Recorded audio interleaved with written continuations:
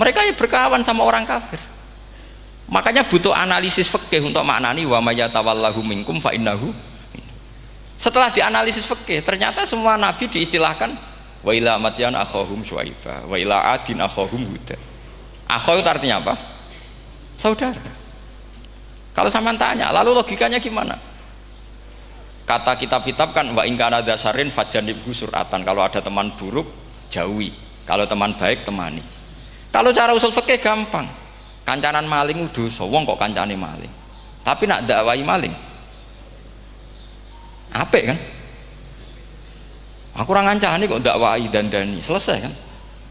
Ngancani maling elek, nak dakwai maling. Apik. Demenan rondo elek, nak didik apik kan, itu seperti itu. Nah, ini penting kalau aturaken. Dan di sini ini makanya NU itu punya sejarah panjang, banyak wali-wali yang jadab, yang coro zahir itu kancanan wong fasik-fasik. Orang syariat bingung, ini wali kok berteman orang fasik. Ya kalau kamu bahasakan teman ya masalah, kalau kamu bahasakan ini binaan. Enggak, sama jawab saja, kalau dibahasakan teman masalah enggak masalah kan, tapi kalau dibahasakan itu binaan. Selesai kan?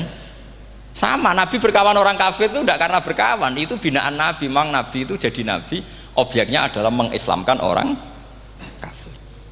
Ya berlama-lama Nabi dialek dengan mereka, muasyarah sama mereka. Bahkan Nabi diharuskan bersikap baik sama mereka. Itu yang disebut fabima rahmatim minallahi lintalahum walau kunta fadzan ghalidhal qalbi lan faddu min hawlik. Tapi sekarang itu orang sudah tidak pakai ilmu. Orang-orang radikalisme itu nggak pakai usul fikih. Pokoknya kalau ada ayat terjemahnya gini ya sudah, itu jadi madhab. Akhirnya kecelakaan seperti ini. Pokoknya kalau ada ayat faqtulul musyrikina haitsu wajadtumuhum wa khudhuhum wahsuruhum waq'udu lahum kulla marsad. Sudah hafalnya ayat itu saja. Dia tidak mau ngapalkan misalnya qatilul ladzina yuqatilunakum. Ada ayat lagi wa akhrijuhum yamin haitsu akhrajukum. Sehingga ulama kita membagi kafir itu ada harbi, kita musuhi, ada zimmi, ada muahad, ada musta'man. Itu ulama karena tahu tidak semua orang kafir itu harbi, tidak semuanya zimmi, tidak semuanya muahad, tidak semuanya musta'man. Kalau harbi oke, kita perang, kalau zimmi ya kita bina. Kalau muahad ya sesuai perjanjian kita, kompensasinya apa, MOU-nya kayak apa. Tapi apalnya mereka ayat satu tema. Nah celakanya kita yang ngaji di pondok-pondok yang katanya spesialis ingin alim tafsir, apalnya ya satu ayat juga. Wah itu kan satu ayat versus satu ayat, itu ngeri. Makanya kalau sama tanya saya, ini katanya di acara ini sama tanya gimana caranya jadi ahli tafsir, saya jawab gampang. Itu hafal Quran, hafal hadis, terus hafal ulumul Quran. Ya misalnya Nadoman ya Faidul Khobir lah, kalau kitab Nasar ya minimal itu setengah lanya itkon lah, kalau nggak lanya-lanya amat ya agak lanya. Karena kitab tafsir itu gampang, teorinya itu mudah sekali. Misalnya al-ibratu bi umumil lafzi la bi khususis sabab, itu sama dengan kayak kaidah fikih. Karena kalau kaidah fikih itu saya itu pernah dibisui kiai itu, ini kisah nyata itu, dibisui kiai itu pas basul masail. Dulu saya itu masih sering mau basul masail, ini pun pensiun pun buatan niku. Dulu saya dengan Gus Zofur putrane Mbah Mun itu sering makili Pondok Anwar basul masail fikih. Tapi tidak tahu ceritanya Gus Zofur jadi dokter tafsir, saya juga kok tahu-tahu menekuni tafsir. Lama-lama orang itu lupa status saya yang fakih ya. Makanya saya itu ya kadang eman gitu, karena ini status penting juga. Tapi status fikih itu kadang memang menyesatkan. Karena begini, itu dulu pernah ada basul masail itu begini. Ini kisah nyata ini. Ada desainer baju putri, untuk putri, anak putri. Kemudian desainer itu menciptakan satu celana pendek misalnya, atau celana seperempat. Dengan desain ini pasti kalau dipakai itu auratnya itu kelihatan. Bagaimana hukumnya desainer ini? Apa termasuk mimman sarro'a as-sayyi'ata? Karena terjadi kasfil aurat. Apa enggak? Rata-rata kalau kiai yang khusuk-khusuk, yang sepuh-sepuh, desainer itu dosa. Gara-gara tren pakaian ini wong wedok buka aurat.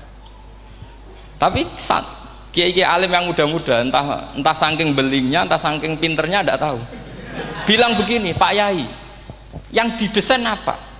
Ya celana itu. Lalu celana itu fungsinya nutupi apa buka aurat? Ya nutupi, lu kan lumayan urun nutupi. Kalau haram ya dicopot, lu kan malah parah itu. Bingung kayaknya. Sampai bilang gini kan, wah semanis. Itu kan makanya ini guyon ilmiah. Repotnya ngadepi orang alim muda, itu kan mbok gedhingi ku ilmiah, mbok senengi fasik.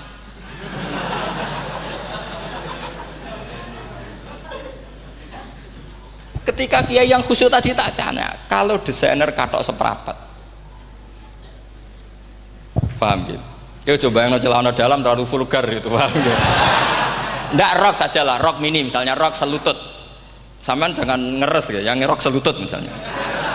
Rok selutut itu desainernya kena hukum haram nggak? Sampean jawab saja. Oh haram dari kiai sepuh, karena dengan desain itu misalnya lututnya kelihatan.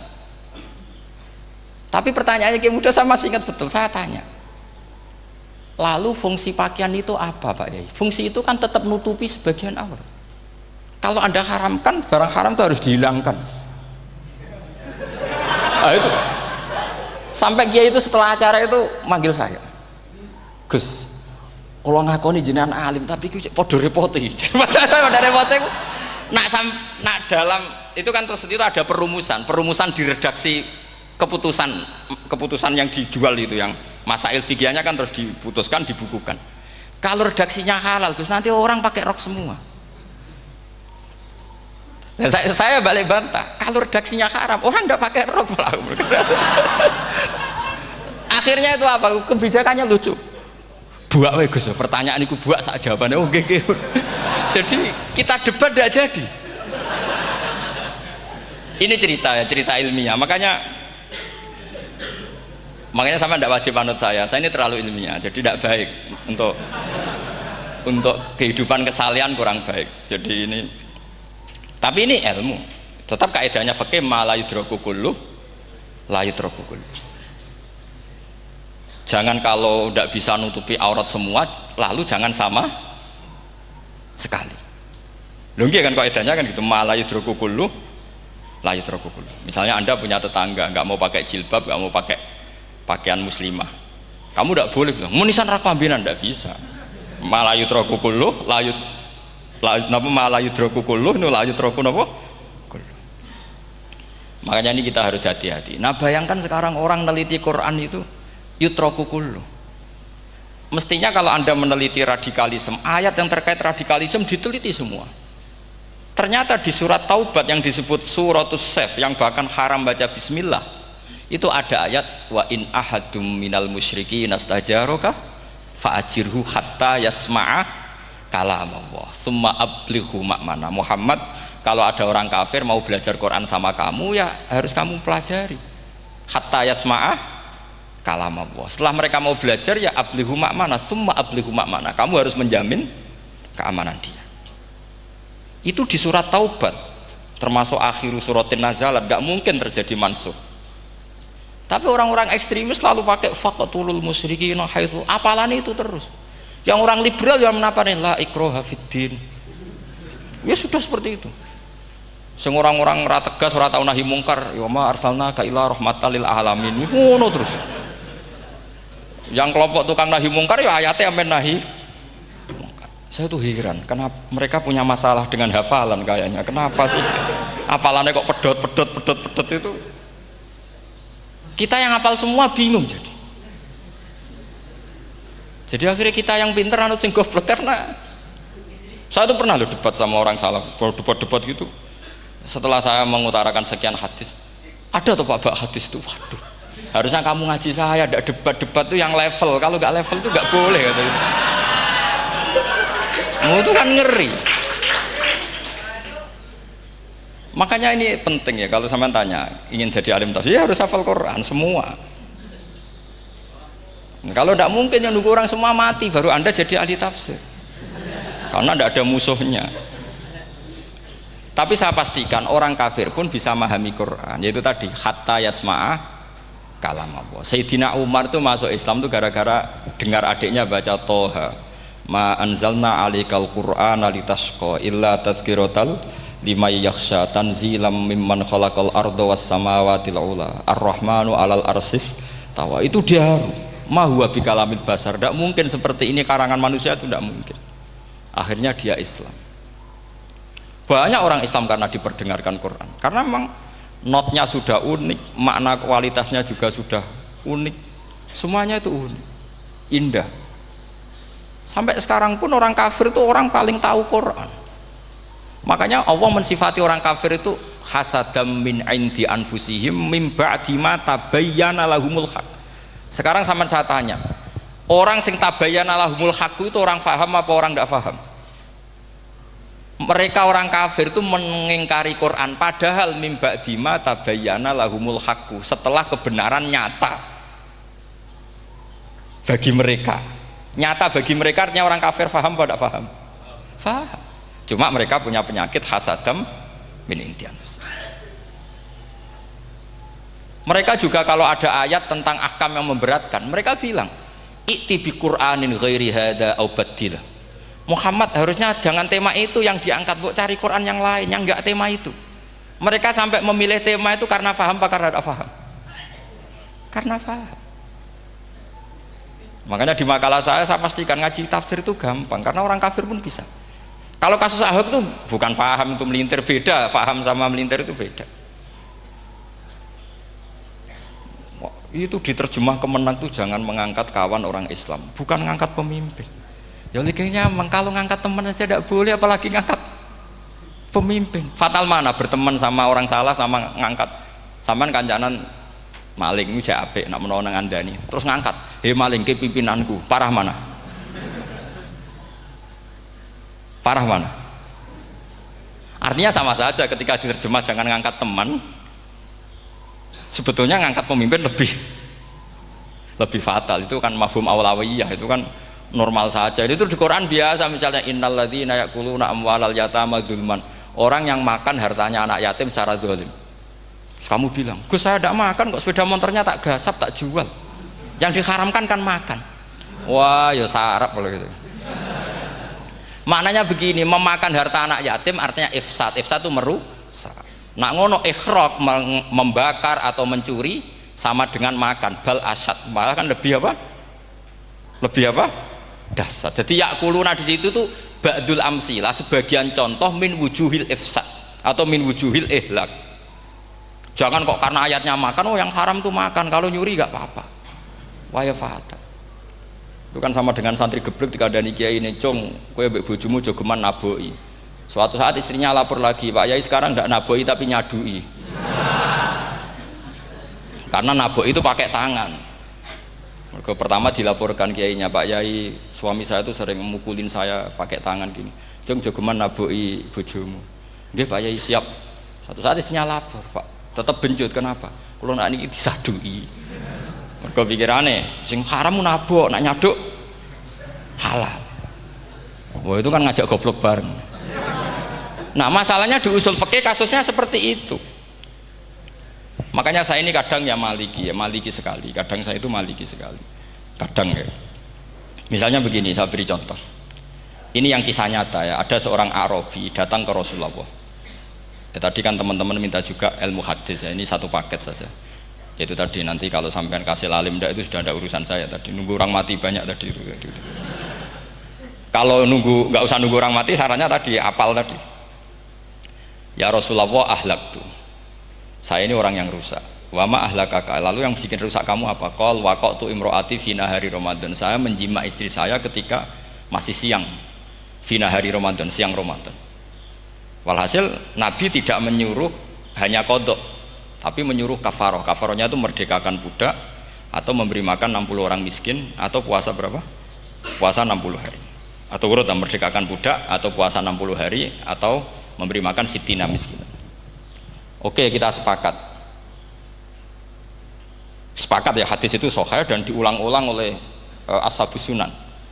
Oke, riwayatnya nggak masalah. Sekarang kita analisis maknanya. Sekarang sampean saya tanya, kalau anda misalnya sekarang jam berapa ini? Misalnya sekarang jam 9 kurang seperempat Ramadan, terus anda rokok atau anda ngopi, kepengen ngopi terus ngopi tanpa udhurun syar'iin, anda hanya wajib qadha apa bayar kafarah? Ndak, sampean jawab.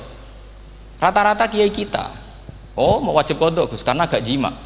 Sing seru kafaroh iku nak jima. Kan ngombe kopi mbek jima beda. Pertanyaannya tuh lucu, ini naif secara fikih masalah. Masalahnya begini.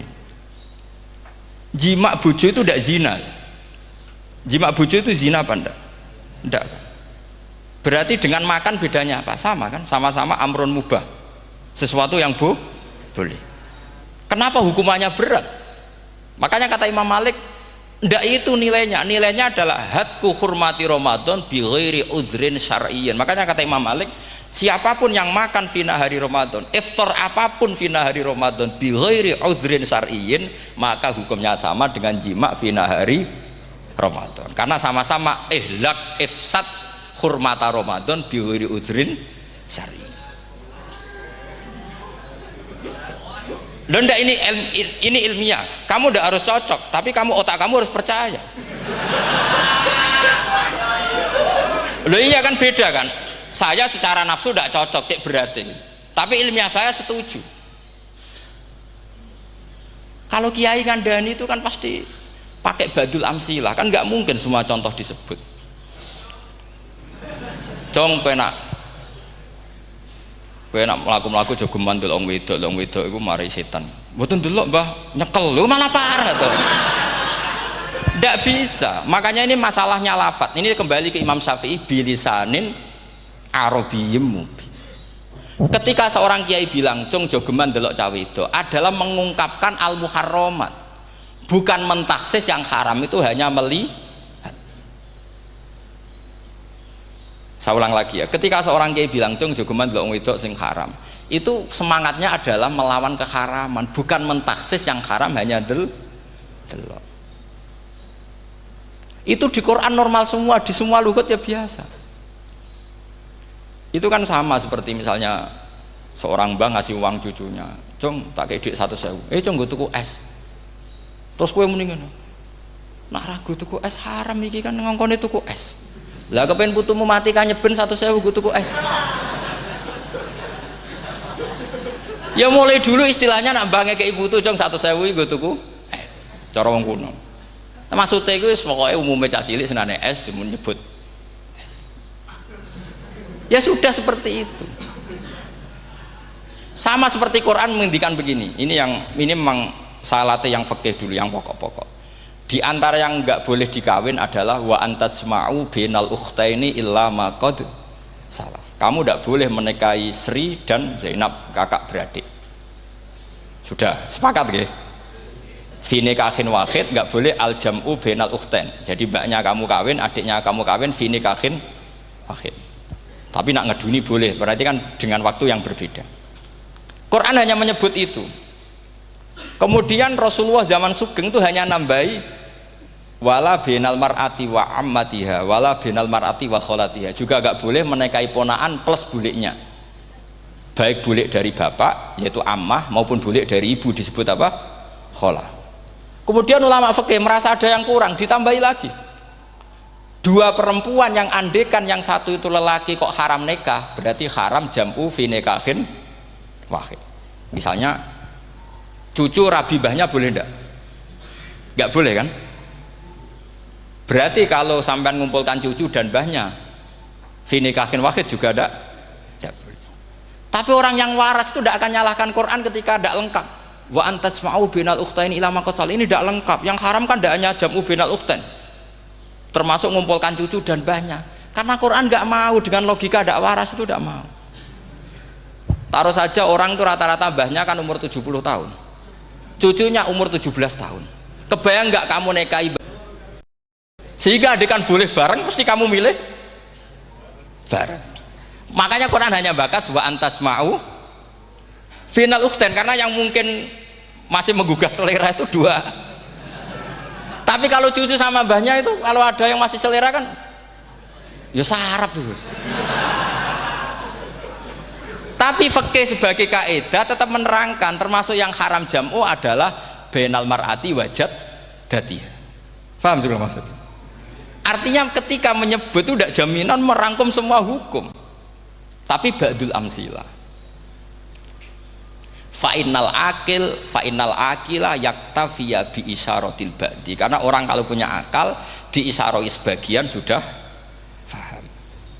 Ini penting kalau aturakan. Jadi ini penting. Nah bayangkan sekarang banyak gerakan-gerakan ahli Quran katanya tapi nggak memahami ilmu usul fikih. Quran ra ono ya wis. Nang Quran ra ono cerita harame asu, nak ngono asu ya halal. Ora ono Qurane. Sing ra ono iku tekem ora Qurane, kok aneh-aneh kowe.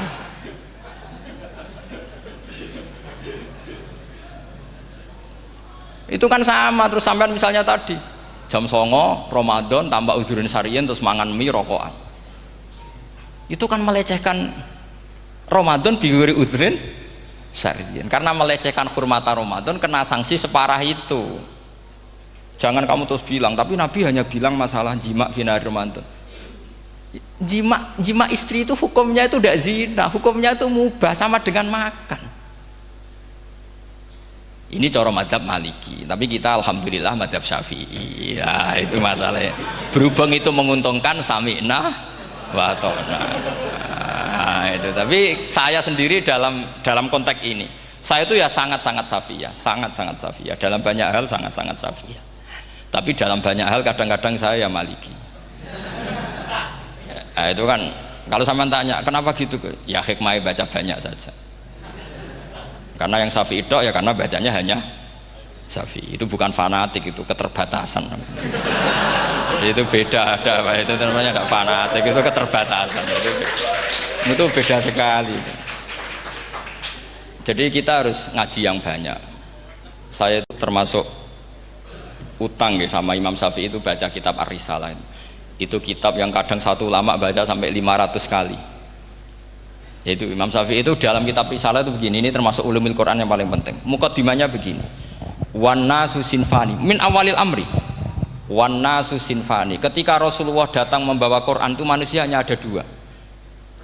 Al kuffar sing dari jenis ahli kitab dan kuffar dari jenis yang tidak ahli kitab. Bahkan tidak ada orang Islam zaman itu. Pertama Nabi jadi Nabi itu adakah pendengar yang Muslim? Kan tidak ada.